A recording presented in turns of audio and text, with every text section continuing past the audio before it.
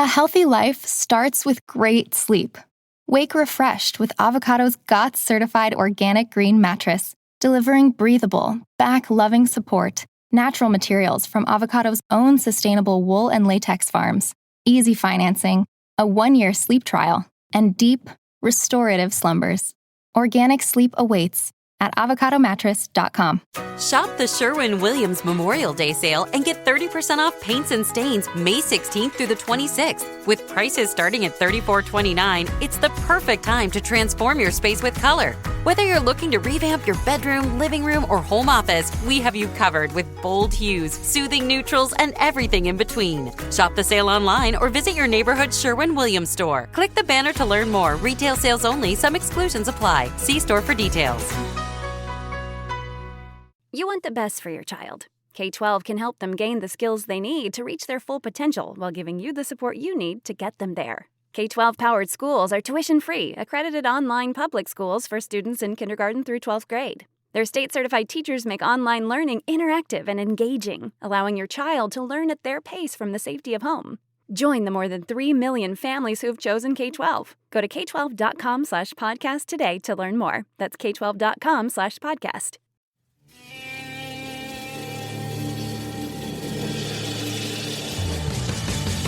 You have the right to remain silent. Anything you say can and will be used against you in a court of law. You have a right to an attorney prior to and during any question. If you can't afford one, the court will appoint one for you. Do you understand your rights? And the wolf is at your door. You're running so, but that's for sure. He already knows all about you. Cut you down, no matter by you. Now you better walk the line. Real life, real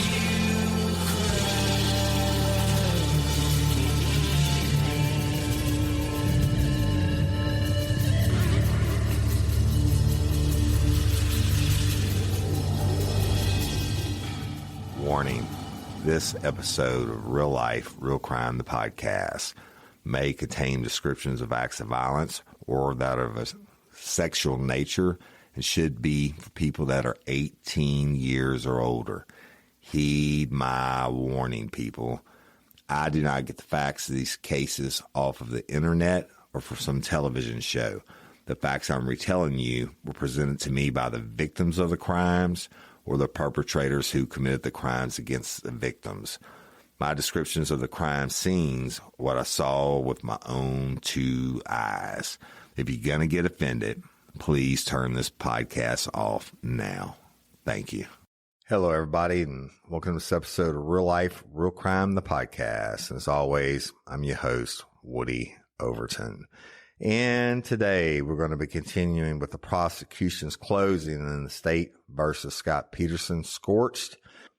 Then we're going to dig right into the defense side of what they've got to say about this winner chicken dinner as they try to save his life, right? So let's just get into it. Now, prosecution's continuing to the jury, death penalty phase as to why Scott should be put to death. Let's talk about that now. Let's talk about 116 days. That's about 116 days, an eternity of not knowing. 39 defense witnesses can never take away what you heard from Sharon Rocha. 39 defense witnesses will never touch her pain. 39 defense witnesses can never take away what she endured for 116 days. They will never repair that loss she felt because the trust that she had was taken away because there was a monster in her midst. A picture is worth 1,000 words. You look at that picture and you look at Sharon Rocha and you remember that picture when you think about her testimony from this witness stand about what she went through. Not being able to sleep because she was afraid that she had missed a phone call from Lacey on the first day, the 5th day, the 10th day? Remember what she said about being scared and frightened for Laci because it was cold that night and she wanted a blanket for Laci because she knew she would be cold? 116 days of grieving, anguish, torment.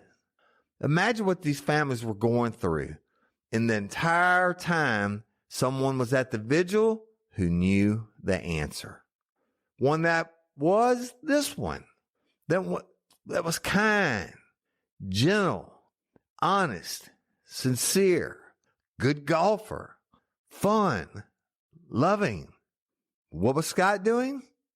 Yeah, then they played the recording with him acting like he was in Paris on the phone at the candlelight vigil for his wife and unborn baby. Back to it. When everyone else grieved, when everyone else hoped, prayed for the return of Lacey and Connor, the man who knew where they were laughed and lied. That's not a man that's deserving of your sympathy. He is the worst kind of monster, and he takes away from his victims. Remember the victims. There's a famous quote from a book. When one person kills another, there's an immediate revulsion at the nature of the crime. But in a time so short as to seem indecent to the members of the personal family, the dead person ceases to exist as an identifiable figure. To those individuals in the community of good, will, and empathy, warmth and compassion, only one of the key actors in that drama remains with whom to commiserate, and that is always the criminal. The dead person ceases to be part of everyday reality, ceases to exist. She is only a figure in a historic event. We inevitably turn away from the past toward the ongoing reality. And the ongoing reality is the criminal, trapped, anxious, now helpless, isolated, often badgered and bewildered. He usurps the compassion that is justifiably his victims due. He steals his victim's moral constituency along with her life. And remember Lacey and Connor. Remember when you look at the life that was, the life that was taken, and the life of Connor that never got to be. When you imagine Laci wanting a baby, never having the chance. When you look at the family, remember each and every day that was taken away from them. Remember the victims. Remember graduations that will never come. Smiles that will never be shared. Gatherings, Christmases. Remember each and every one of those that will never, ever be the same. Remember Laci. Remember who she was. The people that loved her. The big brother who misses her. Celebrations that can never be shared. The students that grieve at her loss or couldn't sleep because they couldn't find her either. Holidays. All of these things. All of this. All of these things. Friendships. Birthdays. Ripped away by an evil man. Mother's Days that Laci will never be able to share with her son. She'll never get to see Connor grow up. They will only be remembered in the pictures. And remember how horrible that is for Sharon. Because Sharon only has these pictures to remember her grandson. So when you weigh those scales, when you balance those against each other, and you think about what those 39 witnesses have told you, there is no mitigation for that. There is no goodwill that takes away what he did. So when you look at these pictures, that's all that's left. Don't give the sympathy that's due Laci or Lacey and Connor to the defendant. Public versus Private Scott. That's what came together on Christmas Eve. Private Scott can no longer hide from outside scrutiny. He is no longer surrounded by people who wanted to believe. There was that chart that we saw up here of some of the witnesses showing Scott's life. It stops on December 24th, 2002, which is poetic because that's the day Scott Peterson forfeited his life. That's the day that his timeline stopped. Scott Peterson was bothered. He wanted a change. He wanted out.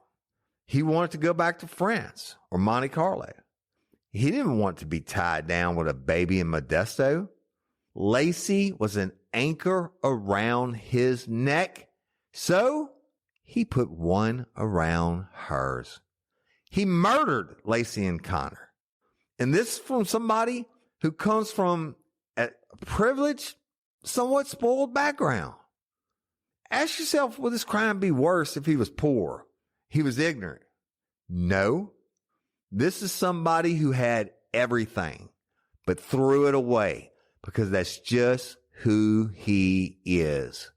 He had a plan and he executed it. He deserves no less.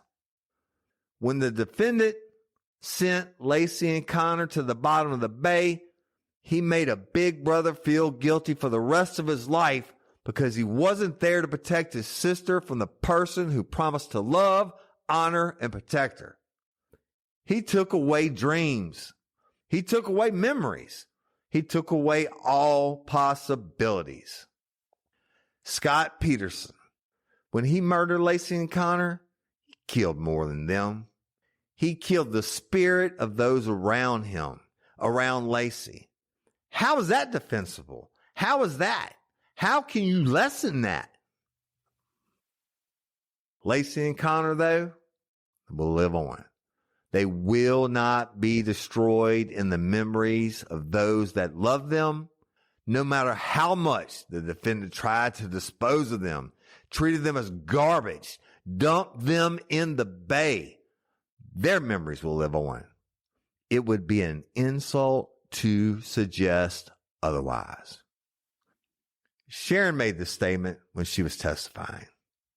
The defendant tried as best that he could to dispose of his wife and unborn son. He hoped that they would never be found. And in a month's time, it would all be gone. He'd go back to doing what he wanted to do.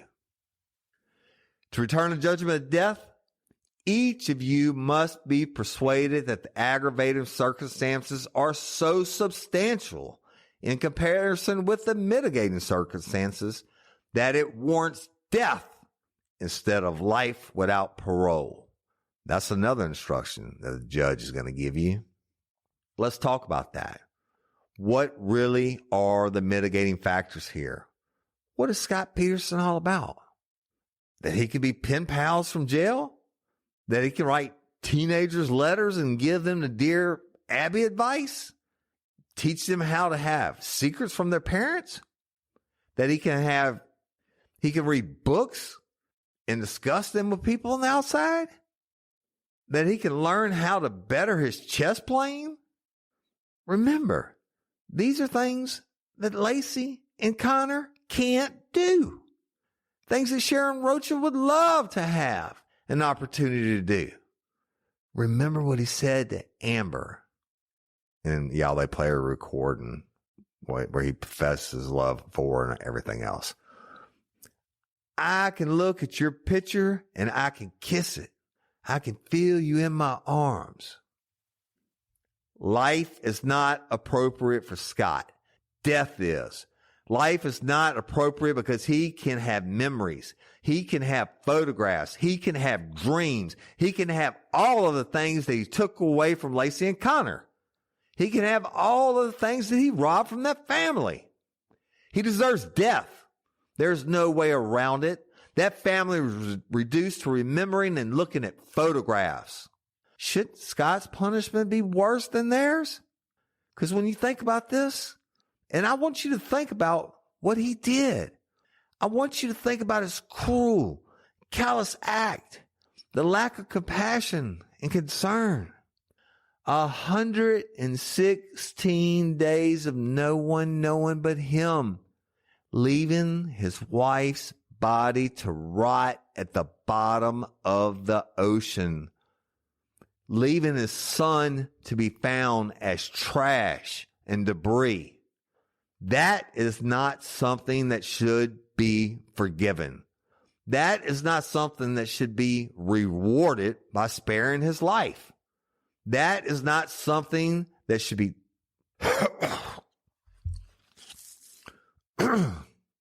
boom. That is not something that should take away from the pain and suffering. Sharon's words will ring out and haunt us. Laci didn't have arms to hold her baby. There's no other way around it. It's a hard choice, but it's the right choice. Someone who shows no mercy, so heartless, so cruel to his own family, deserves death. When you weigh these factors, when you balance these scales, you'll find the factors in aggravation, the circumstances of this crime versus the mitigation that the defense has offered. There is no equal. Hot sleepers, listen up. This one's for you. You probably know Avocado Green mattresses for their certified organic mattresses, but did you know they also make unbelievably breathable natural bedding? From soft organic cotton sheets to light as air as silk and lofty down duvets.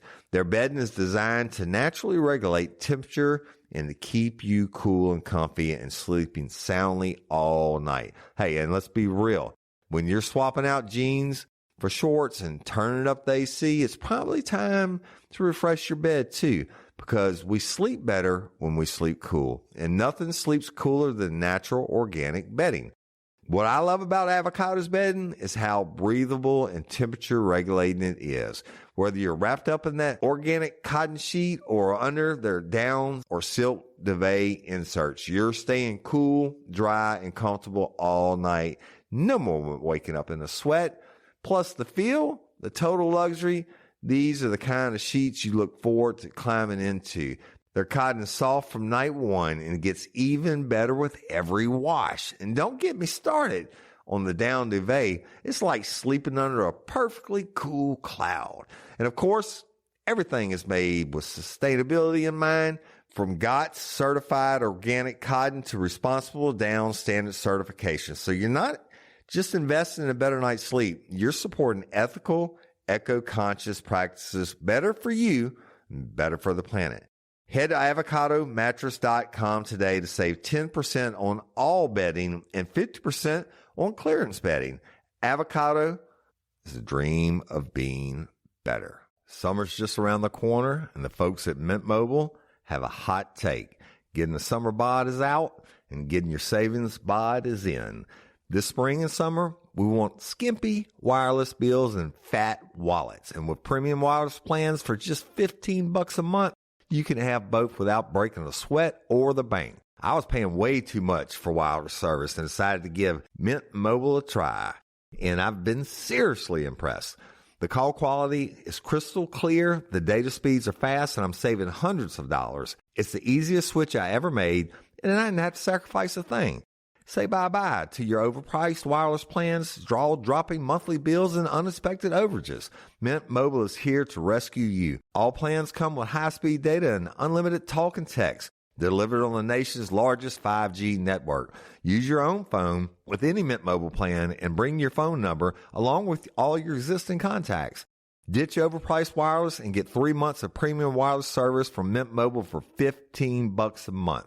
This year, skip breaking a sweat and breaking the bank. Get your summer savings and shop premium wireless plans at mintmobile.com/RLRC. That's mintmobile.com/RLRC. Upfront payment of $45 for a 3-month, 5-gigabyte plan required. It's equivalent to $15 a month. New customer offer for first 3 months only, then full price plan options available. Taxes and fees are extra. See Mint Mobile for details. Aggravation so substantially outweighs the mitigation, the only appropriate just verdict is a verdict of death. Don't let the defense make you feel guilty about doing the right thing. Vote for death for Scott Peterson. And remember, Lacey and Connor. All right, y'all. That's pretty fucking powerful. In prosecution rests. Okay. Now we're going to go to the final penalty phase argument by our guy, Mr. Pat Harris. And see if I could pull his accent back up in my head. I think I did him a little Southern style, right? So y'all, you can imagine the courtroom's quiet AF. I'm sure there's not a dry eye in the house. And then Pat Harris gets up, the defense attorney for Scott Peterson, one of them, Mark Garagos being the other. And this is December the 9th, 2004. And the judge tells him to proceed. Thank you, Judge.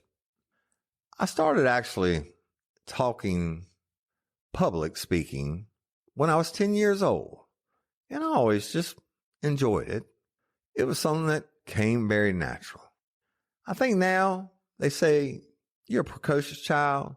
When you do it back then, you were considered obnoxious if you talked all the time or if you want to be in front of a group. And that's the way I was.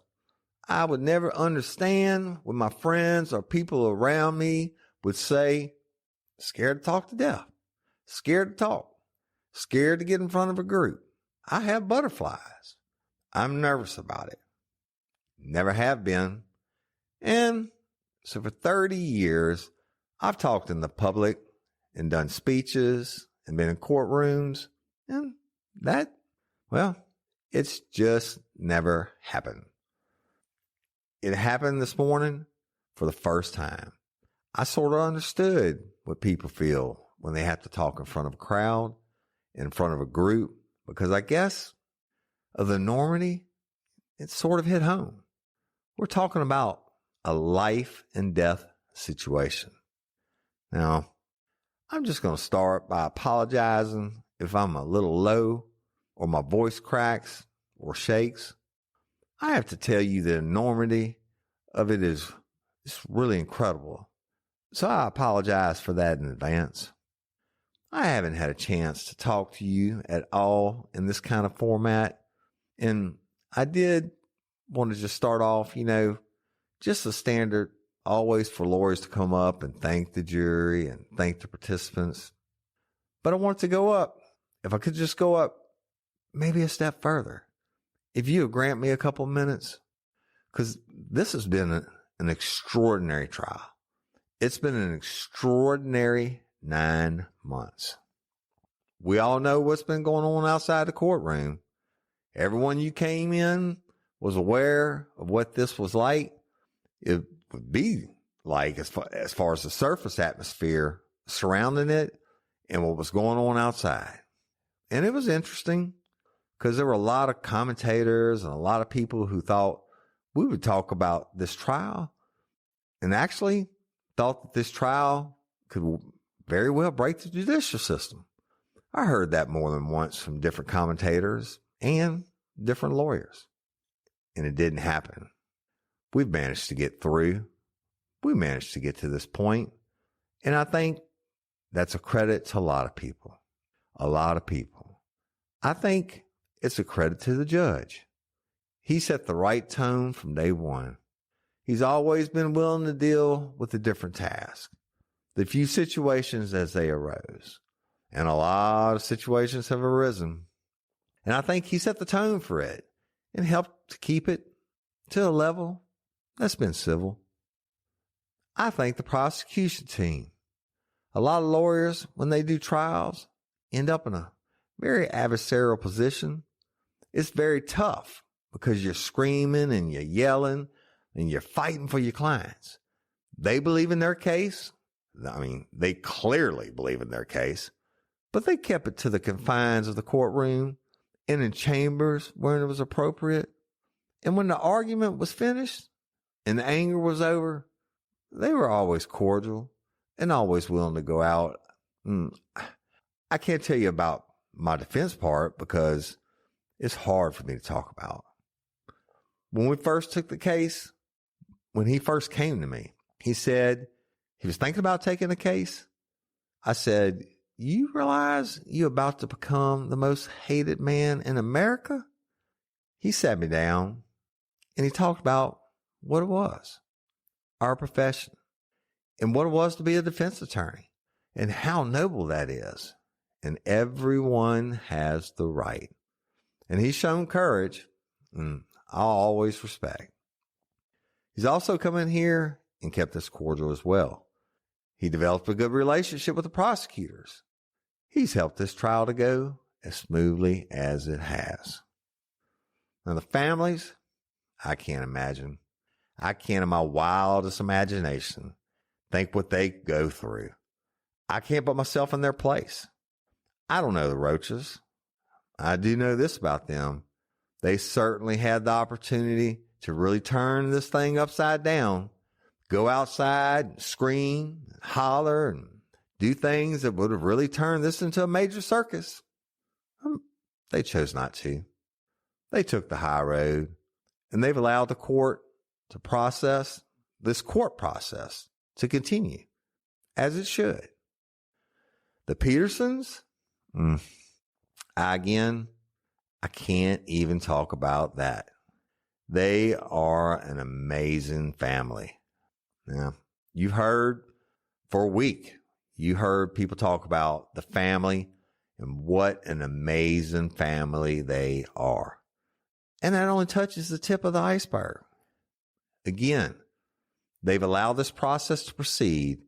And I think in the end, that's a big reason it's worked. There have been a lot of other people involved. There's certainly the bailiffs. They've been terrific. The court reporters. Maryland has put up with things that no clerk should have to put up with in terms of disorganization with both sides. And she's always done it with a smile. Lastly, I come to you. I told you in the beginning, the very first time I got up and closed an opening, actually, we disagree. And I can't change that. But what I do know is you've shown a remarkable professionalism that, well, for example, when we go back in chambers, when we first started talking about how many alternates to bring to the table, and we talked about 6, everyone's sort of thinking that's not enough because everyone at the table here has been through lengthy trials before. They've been through high pressure and intense cases. And it's just, you just lose jurors constantly. Child care issues, sickness, and a number of times, you start court 30 minutes late or 45 minutes late because a juror's not present. In this case, it's just, we talked about it in chambers numerous times. It's just amazing the way you guys have you shown up on time. If anything, it's usually one of us late. Or if a sickness has occurred, it's been one of the lawyers or someone that is sick. So I thank you very much for your professionalism because, again, it keeps this entire trial and the circus is going on outside. It's kept it from coming in here, and I think that's very important. Now, we're here to talk about mitigation. You heard Dave Harris talk about it from the standpoint of putting Scott to death, and that's the ultimate decision we're here to talk about. It's a very gut-wrenching process. The entire crime itself, the entire situation occurred. It's tragic.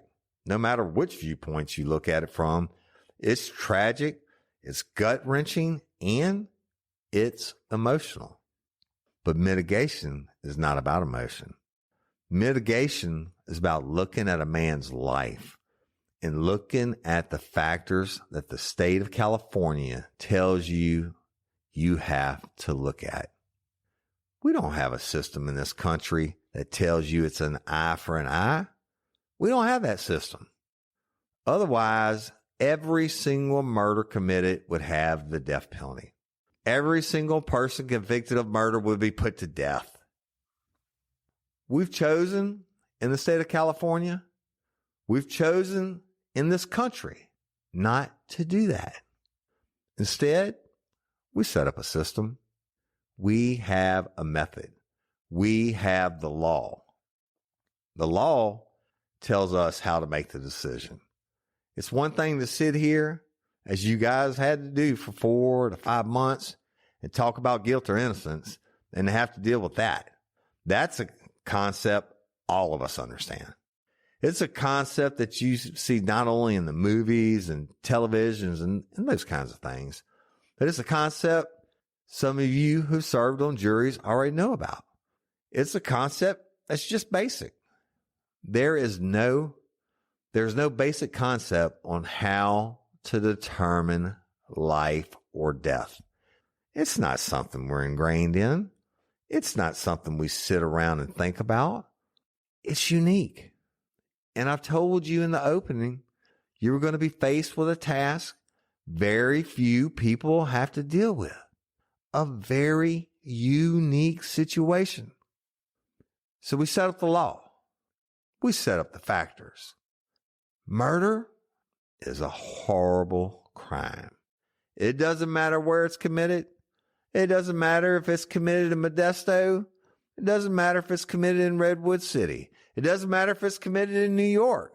It's always, when you convict someone of murder, it's always a horrible crime and it creates ripples. Every single murder, it creates ripples. It doesn't matter if you're dealing with a 6-year-old child in Palo Alto, a major executive in New York City, it always creates ripples. When somebody dies, there are going to be ripples. What we do is we don't decide by the mere fact of there being a murder, of there being a crime. That's not how we decide. We don't just look at emotion and say, this is a horrific crime. What we do is we set up a system. That system was actually talked to you during voir dire. Each one of you were questioned. Each one of you were talked to and asked questions. You were asked ahead of time how you would feel if you return a guilty verdict. How do you feel about imposing the death penalty?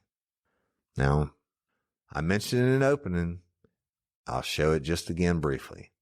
Judge DeLucci asked you, each and every one of you, and without hearing any mitigating factors, nothing about him, what kind of person is he? Is there anything that makes that crime all by itself so inflammatory to you or so repugnant to you that in your mind, if that's what he did, you have already eliminated life without parole and you would always pick the death penalty? Every single one of you said no. And you said no, that wasn't enough. But that's what you just heard for an hour. How horrible it was. How inflammatory it was. How repugnant it was. And that's why they're asking you to put in the death penalty. And that's what every single one of you said no. You all said you want to know more. You want to know about a person, about a human being. You want to know about Scott Peterson. And we tried to show you that. We tried in the last week to put on people from all walks of life, all types of people who knew Scott, people from every angle from his young life to the current day. We tried to show you who we believe Scott Peterson is in an effort to let you make that decision. I can tell you that when Mr. Harris stood up and said he's manipulative, all these years, 40 people he's manipulated. When he was in high school, junior high with Britton Sheeb, he was manipulating Britton. He was manipulative.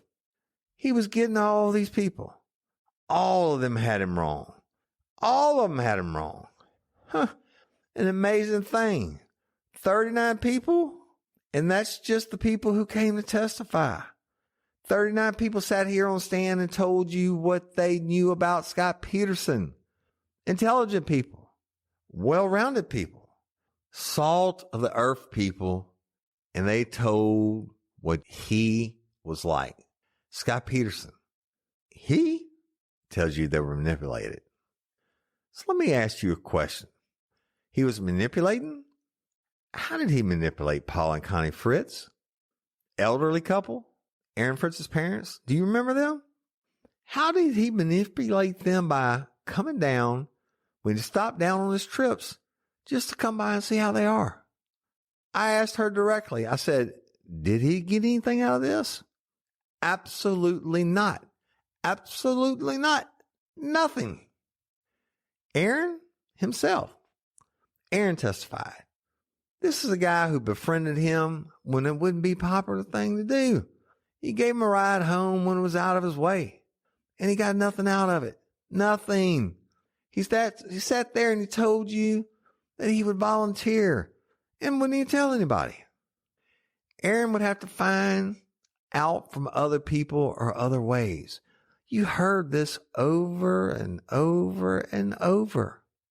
Bob Thompson, the professor from San Luis Obispo, telling you this is a guy who would invite me over after I was a professor. Get anything out of it?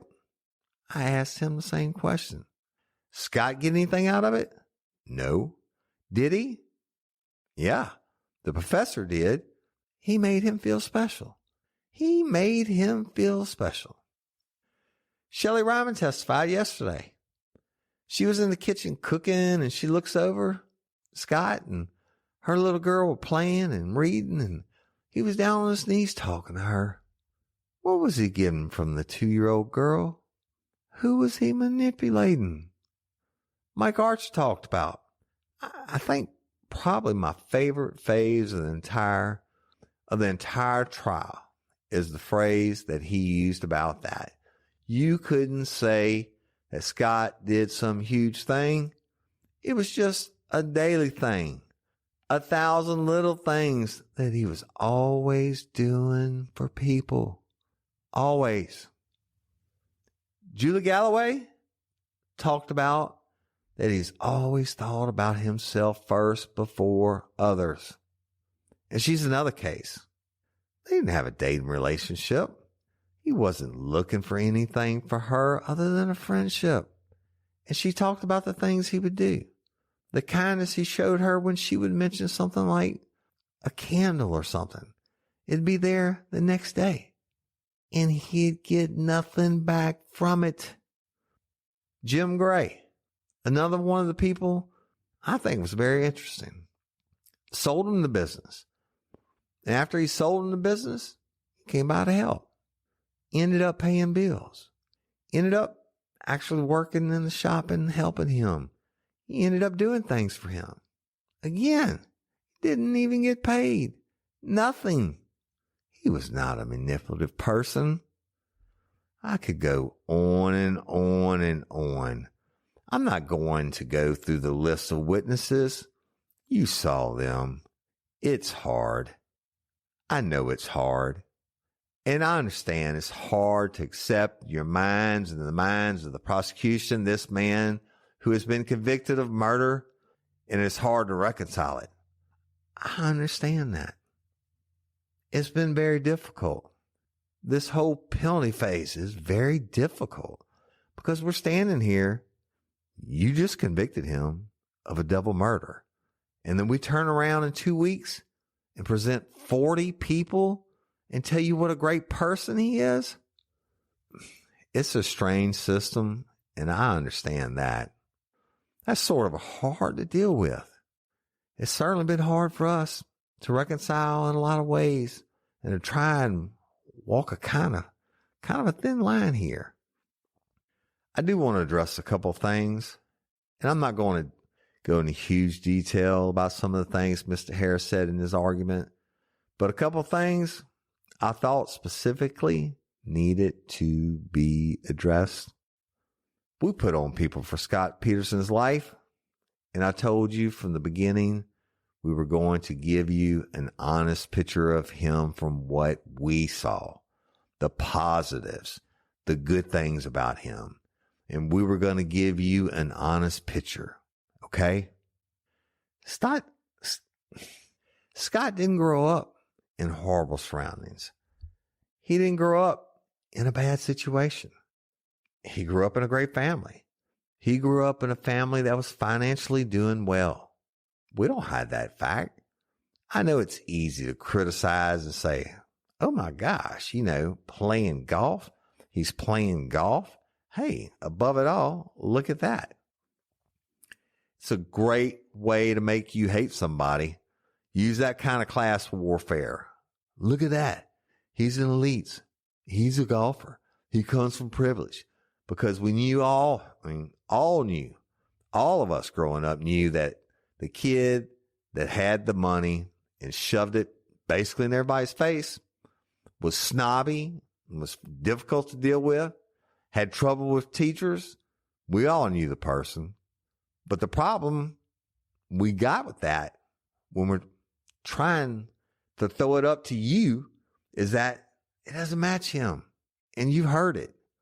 Every single person that came through here talked about him, and you've heard it. Every single person that came through here talked about, far from being arrogant about it, far from being throw it in somebody's face. He was the exact opposite. Exactly opposite to that. He made a comment that the testimony wasn't he enjoyed spending his parents' money. That is absolutely false. What you heard was a young man at 19 years old. And I want you to think about how many 19-year-olds who would do this, who could have gone to college, who could have spent the entire time they were in college, having a great time on mom and dad's payroll, out every night partying and just having a great time enjoying. The phrase he used was enjoying and spending his parents' money. This kid at 19 walked into his parents and says, you've done so much for me. I don't want it anymore. I'll do it. I'll go out on my own. I don't want to be a burden anymore. Does that sound like somebody who's enjoying spending his parents' money? Or does that sound like somebody who has a lot of good in them? Has a lot of good in them. Now, he told you about giving back the check.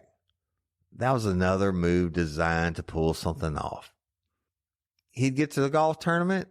He won the golf tournament. He turned over the check in active what seems to be charity. But hey, he was just trying to manipulate the farmers there. The farmers' golf tournament. He was just trying to manipulate it. One problem with that, he didn't sell to the farmers. Those weren't his customers. Those weren't the people he dealt with. Okay? He had to go 2 levels up. Those weren't the people at the golf tournament. He did it as an act of charity because there is good in him. I'm not going to go through every witness. As I said, you can make that decision. You see for yourself. You've got to see them. And we had talked to them usually a night or two before, and we got to know them a little bit, the stories and things that they want to tell about Scott. But it's hard. It's hard when you sit there and you listen to them talk about this young man, and every single person says a lot of the same things over and over and over. From the very young age, you heard it constantly. Hardworking, respectful, generous. With so many options, why choose Arizona State University? For me, the only online option was ASU because of the quality. Their faculty was really involved with their students and care about your personal journey. The dedication to my personal development from my professors, that's been extremely valuable to me. Earn your degree from the nation's most innovative university. Online. That's a degree better. Explore more than 300 undergraduate, graduate, and certificate programs at asuonline.asu.edu. Americans love using their credit cards, the most secure and hassle-free way to pay. But D.C. politicians want to change that with the Durbin-Marshall credit card bill. This bill lets corporate megastores pick how your credit card is processed, allowing them to use untested payment networks that jeopardize your data security and rewards. Corporate megastores will make more money, and you pay the price. Tell Congress to guard your card, because Americans lose when politicians choose. Learn more at guardyourcard.com. You're going to have to make the decision. Was it phony? Was it made up? Did he manage to fool all these people all those years? As an 8-year-old? As a 12-year-old? As a 14-year-old? He was fooling all these people? Or are these character traits that he does, in fact, have? I know you were told, if he's in a jail cell, he'll get to see pictures. He'll get to do things that if he was dead, he wouldn't. Well, there's something else I think that needs to be talked about. And I brought it up with several of the witnesses. Jail, from what you see in the movies, what you see on television, when you read about it, it's not a picnic by any stretch. But there are people in jail who are there, who need help, who can use help. Jail is one of the things that's not talked about a lot. There are a lot of 18, 20-year-olds who get in trouble, using drug deals, using some kind of burglary, robbery, something like that. One of the things that's not talked a lot about is generally people tend to go back and forth out of prison. 3 or 4 different charges, different times in their lives.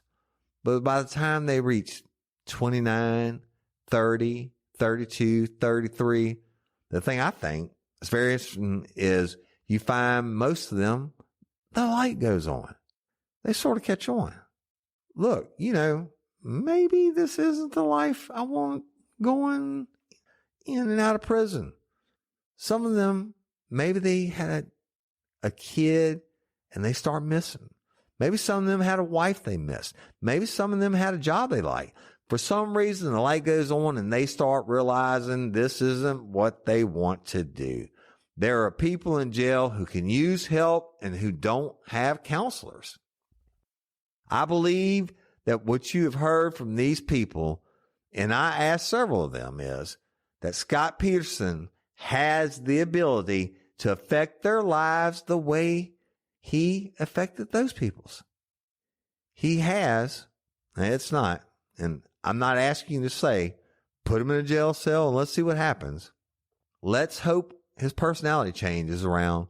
Maybe he'll find religion and maybe he'll end up helping people that way. I'm not asking you to do that. I'm asking you to look what people testify to. People who sat there who know him, that this is a person who's continually done this kind of thing. He's continually helped people. This is an opportunity and it's a chance to make something out of a life that is essentially not going anywhere. It's a chance to see that others benefit from the positive part of Scott Peterson. It's a chance for him to do some good for the rest of his life. And you've seen, heard that he's the type of person that's willing to do that. Now, I know that it's difficult for me to talk to you about a positive coming out of this. If there's any way positive, because it's so tragic and so horrible that it seems impossible. I also know that we're living a time period where things have changed, where we don't necessarily surround ourselves. The body doesn't surround itself by trying to look at the positive in people. Hate has become hate sells. We've seen it. You see it in political campaigns. Negative advertising is what works. You've seen it in the media. If you get out and say horrible, nasty things about somebody or get on television because That's what the ratings get? You see it in sports. Trash talking and the different things. It's what sells. And I understand that. We're living in a little bit of a different time. It's a little harder these days to try and dig down and look for the good that can come out of something. But I'm asking you to do that. I'm asking you to think about the possibilities here, that there is a possible good that can still come from it. And I believe this man will do that. Now, the judge is going to give you an instruction. Mr. Harris referred to it briefly about lingering doubt. And I do want to address that.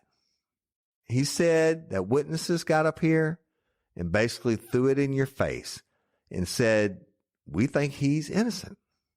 Make you feel guilty. Make you feel bad about your verdict. You know better than that. They didn't get up here to make you feel guilty. That's his friends. That's his family. They believe him. There's nothing wrong with that.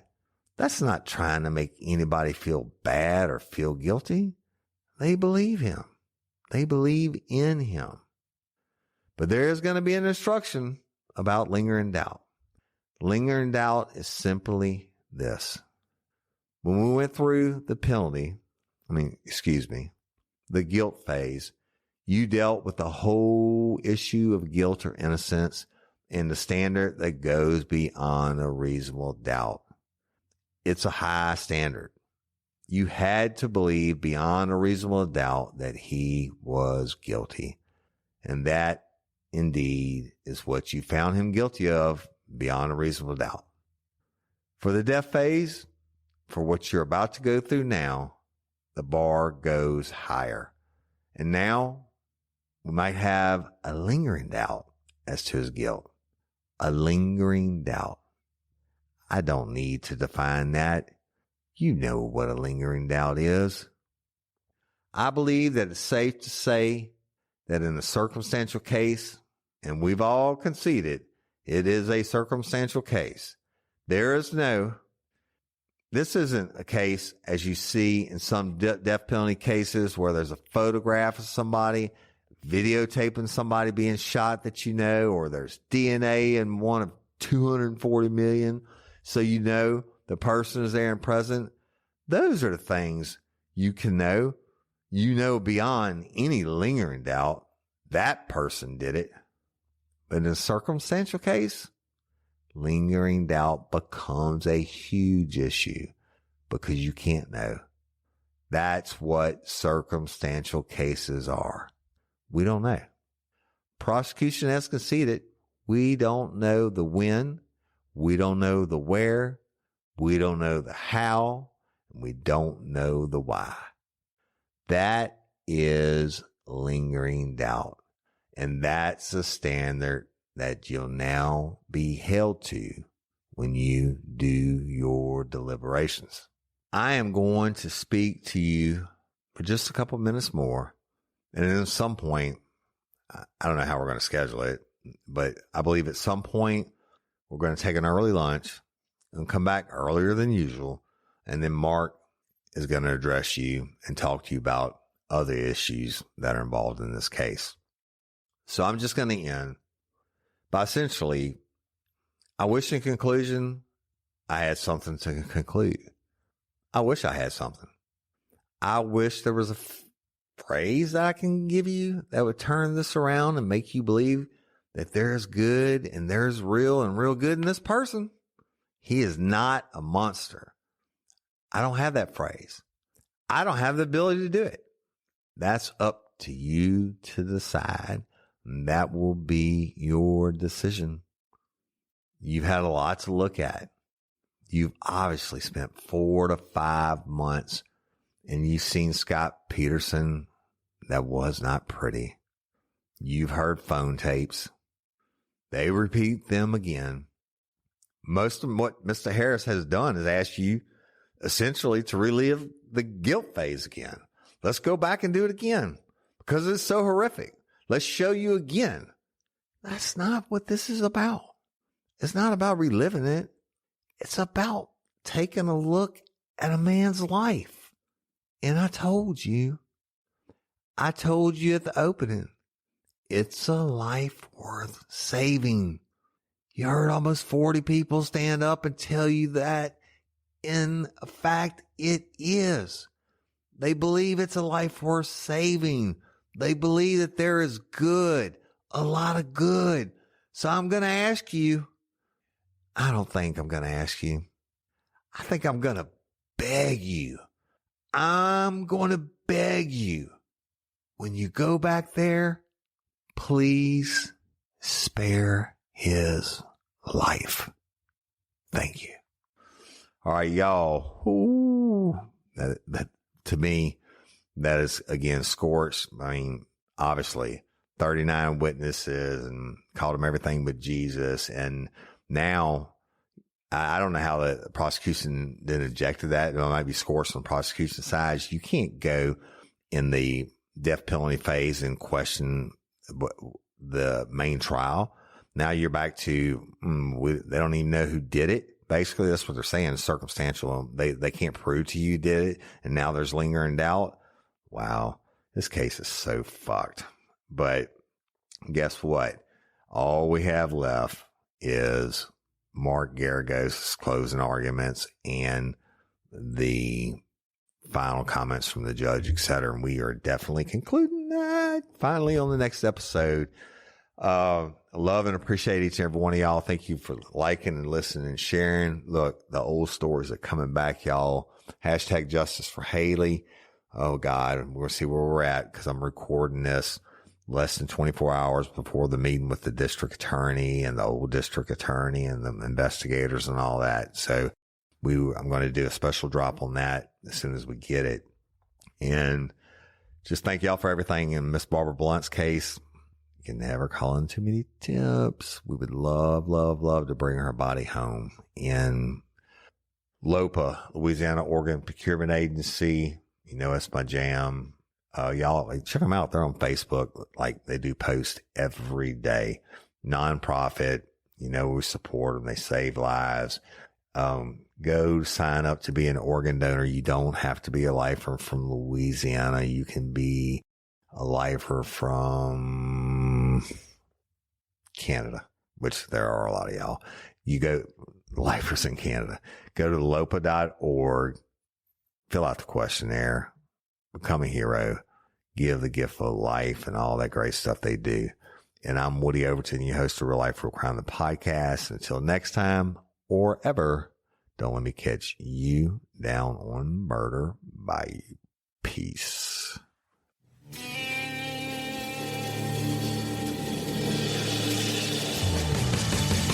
You have the right to remain silent.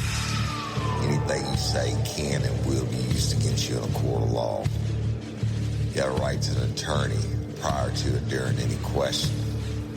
If you can't afford one, the court will appoint one for you. Do you understand your rights? When the wolf is at your door, you run in zone, that's for sure. He already knows all about you. Cut you down on Murder Bayou. Now you better walk the line. Real life, real